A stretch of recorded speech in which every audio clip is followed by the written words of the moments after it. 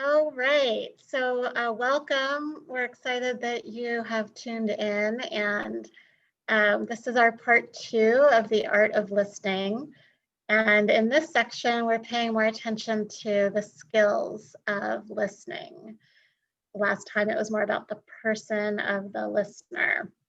So today, we'll have Marcy and Andy, Marcy Pecora and Andy Park share. And then Vanessa Longnecker and I, Catherine Morrill, will comment on their thoughts. And we are all marriage and family therapists with the Soul Restoration Project. So we are kind of quasi-professional listeners, at least we're striving to be. So without further ado, Marcy. All right, I'm going to speak a little bit about attunement and empathic listening. And so what is attunement? You may have heard that word around. We often think of like tuning in or tuning in. So attunement, it's really the reactiveness we have to another person. It's the way we respond to another. The process actually that the way that we form relationships is attunement. Attunement starts really early on. Actually, attunement starts probably in the womb when a baby is listening, hearing sounds, hearing the mother or the father's voice or siblings, and it's beginning that connection really early on. When a baby is then born, attunement really starts in a deeper way. It's the way that we tune in to a child's needs. It's the way that we work to understand their thoughts and respond to how they're feeling and behaving. And so an example is like that really little baby who has all these different cries. And you often hear mothers speaking about knowing the different cries. And so the sounds of the cries. So the cry that's for hunger, or the cry that's for pain, or the cry that's alerting that the baby's tired, or upset about something. And that mom who's able to be tuned in and listen and hear that different cry is really a way of being attuned and having attunement. A definition I really like, it's kind of long, but it says attunement is a kinesthetic and emotional sensing of others, knowing their rhythm, their affect, and experience by metaphorically being in their skin. Think of empathy. And going beyond empathy, though, to create a two-person experience of unbroken feeling of connectedness by providing reciprocal affect and resonating response. Wow, that's a mouthful.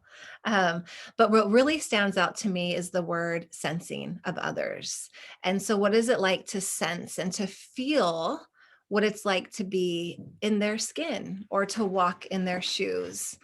Dan Siegel says that when we attune with others, we allow our own internal state to shift, to come to resonate with the inner world of the other. And so it's really this picture of understanding, feeling what we have going on with us, and that shift to really also seek to understand that deep inner world of the other person. This stuff is so important. How do we practice attunement then?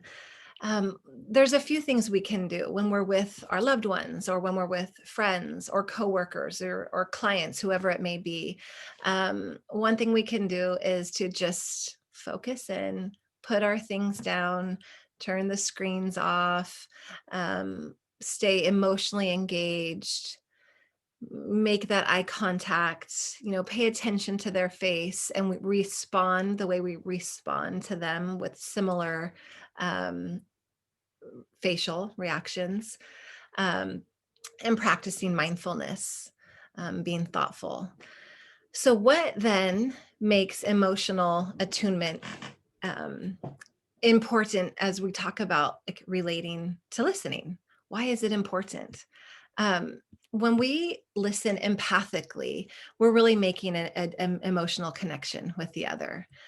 We're finding similarities between our own experience and theirs so that we can give a heartfelt response an understanding, not just a listening, but an understanding of what it may be like to be them in that moment. Some really important qualities that would be helpful to listen empathically. I have a few to share.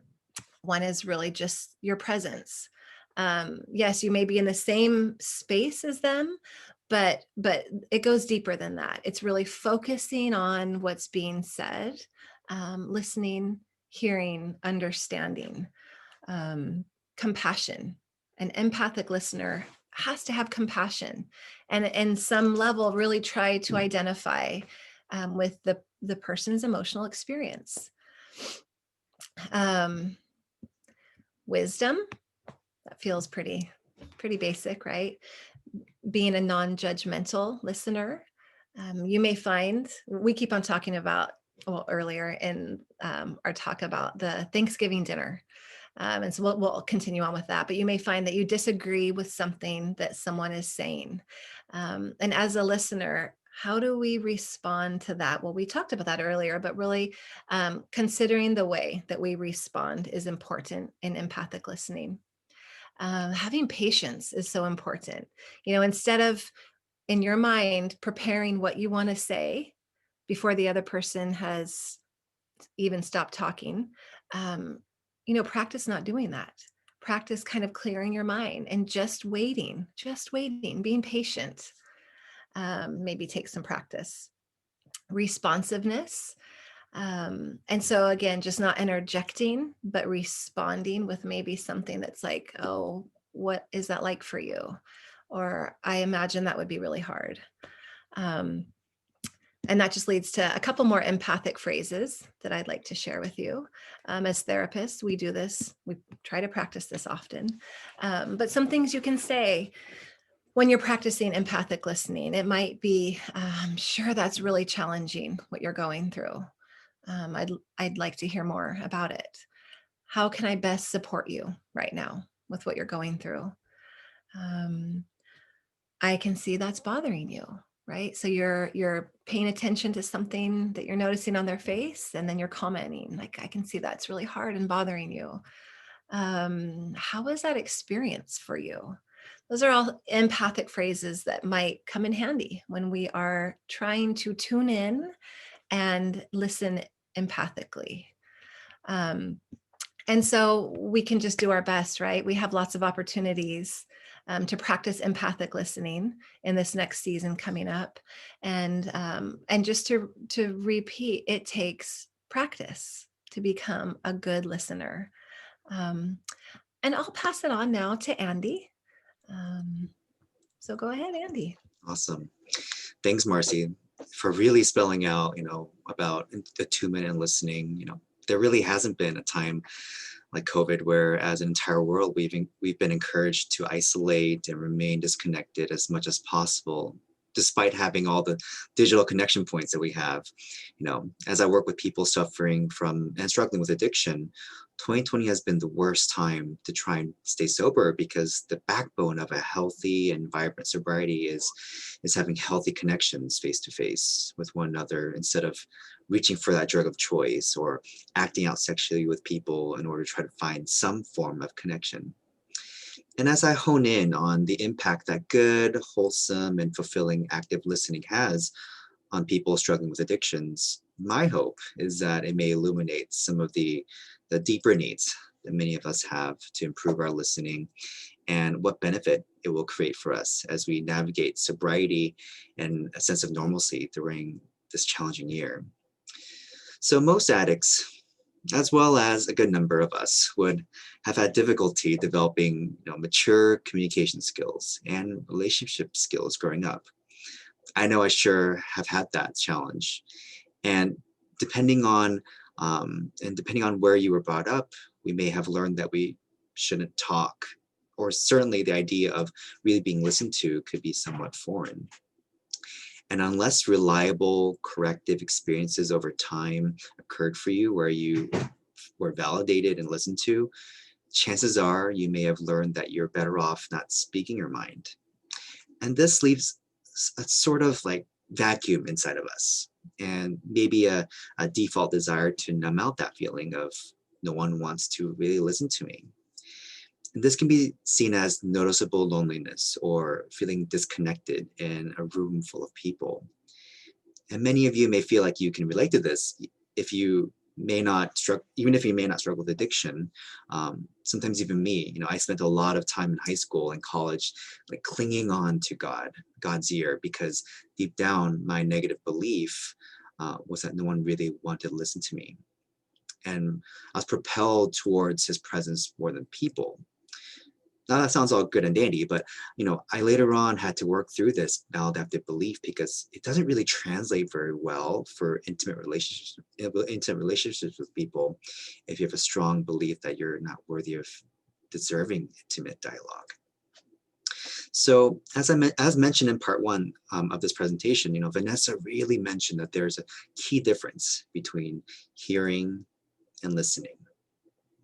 And because listening isn't just about hearing what people are saying, but taking in all the other cues like their tone or inflections, pauses, and even subtle body language. We need to be in our own right posture to be ready to listen. And this means putting aside our own voice, our thoughts, ideas, tips, tricks, and pointers that we really, really want to share. But in order to listen well, at least give it a buffer before you spew it out, like Marcia mentioned. I usually advise a 2-second rule. Give yourself 2 seconds before you blurt something out. Scanning through your amazing thought process to make sure it keeps that person's process going, not diverted to something that you're going through. Active listening, it's really paying attention without agenda and without being attached to what you're going to say as soon as that person stops talking. As an example, if someone says, "Hey, Andy, I'm really, really struggling, and it's been a very, very, very hard week, and I just don't know how to move out of this funk." When I slow down my own judgments and interpretations, I can say, matching his or her tone, "Hey, it seems like you're really, really down, and your week sounded pretty difficult. Tell me more about that." Now, this is the beginning of nurturing interactions where there's curiosity and room to share your world. And if you need some pointers, I tell my clients to just be curious. When we're curious, we show interest, we ask questions, we're open to information, and we stay engaged. So be as genuinely curious as you can. And we also would encourage use of open-ended questions using how or what statements, like, "Hey, what was it like for you when you were struggling on Wednesday? When you heard that bad news?" Using that what statement helps us kind of create that, not that yes or no response, but a more fuller answer. Or we can ask another question like, "That news was really tough for you. How does that affect your feelings?" Again, using open questions in that way. Now, this keeps the curiosity going and creating a safe place for your suffering friend to air out their laundry and be validated by someone, hopefully from someone like you. And after all is said and done, solicited advice or similar experience reflections can be shared after the person sufficiently shared as a way to solidify that you've been with them through this listening journey. I notice that your own mini soapbox is kind of saved for sparing use at the end. After all, this really isn't about us. It's about the other person. So I know I have only a couple minutes left, but I'd like to encourage you to do this little exercise with me.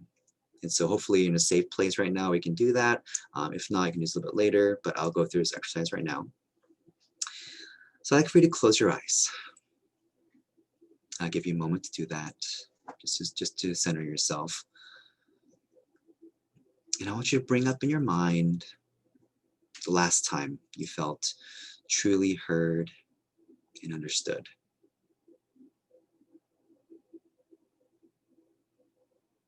Good. You can look back to today, yesterday, a few days ago, if possible. If it helps, it can be a time when you felt someone got you. There was some level of respect or acceptance. Good.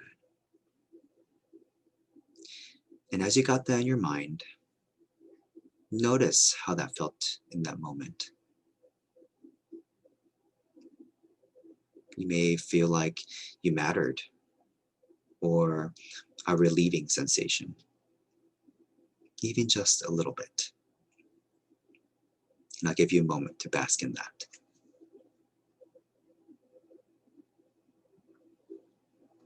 Good. Now, when you feel good, calm, and collected with that, I want you to take a deep breath and open your eyes. Good. And if you need some more time, you can stay there if you like, but I'll keep going, moving forward. And for me, I felt heard, understood just a few days ago when I was sharing for a good 15 minutes about some frustrations that I was having during COVID. And I wasn't sure if my words were going to get the generic, or that's hard, or yeah. But I actually felt heard when my listener got into my shoes and reflected what was happening was validly frustrating. And I knew it was a genuine interaction because you could tell in the force of the voice was kind of matching the frustration levels that I was sharing. And from that, I kind of naturally wanted to share more. So, after letting that out, I stood back and I realized, hey, that was really helpful to really feel heard in that moment. And, it just stuck with me. And I definitely gave that kind of feedback because it was very, very helpful for me. Even as a therapist, helpful to be heard sometimes. And, my hope is that for you, an addict or not, that the feeling of validation comes from someone who will slow down and be fully attentive to listening to you. Addicts at their core are lonely people, sometimes with not the best track record of feeling or getting connected with other substance or process addiction of choice. So I want you to give it a try.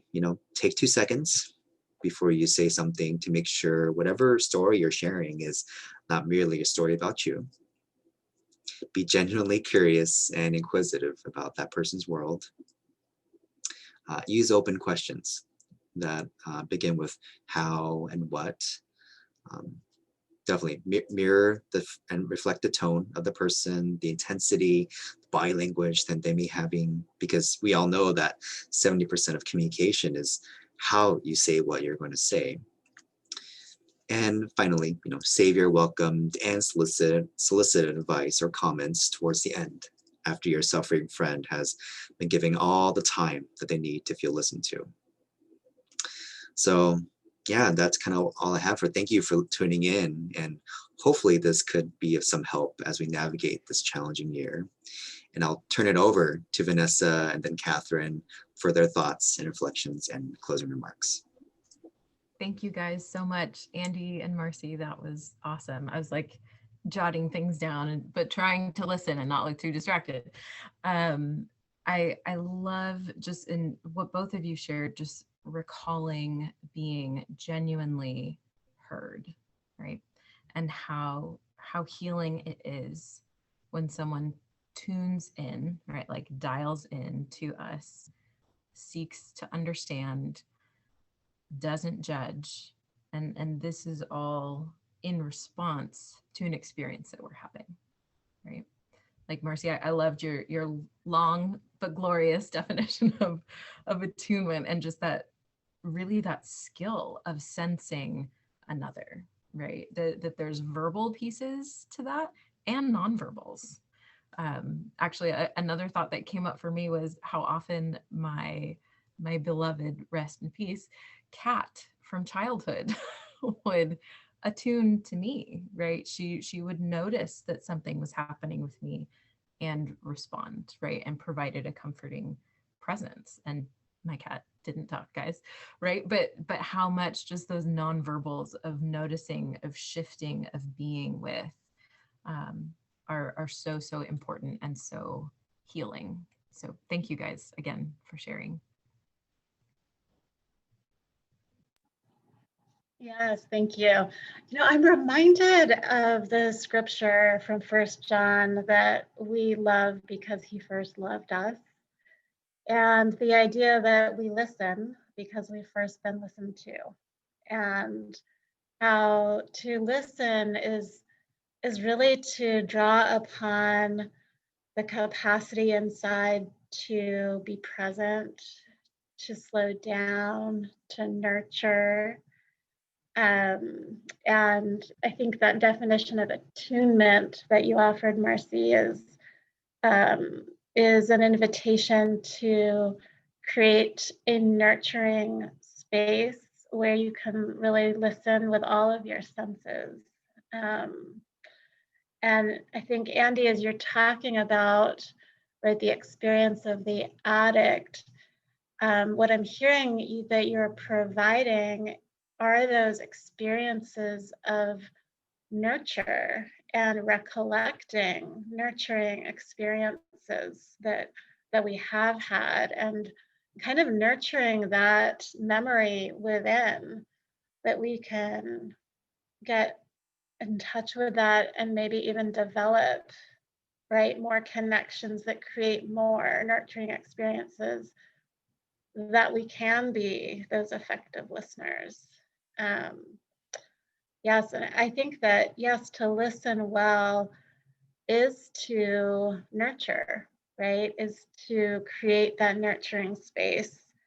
I think we reduce it so much when we think of it as like responding on Facebook, or, you know, responding in these generic ways. But it really is about helping foster and create connection. So thank you both for your thoughts. They're really rich, and for that experience, Andy, that you invited us into. It was rich. So, and thank you all for joining us. We hope that you have found this of value, and feel free to contact us at soulrestorationproject.org if we can be of service to you. So thank you. Bye, everybody.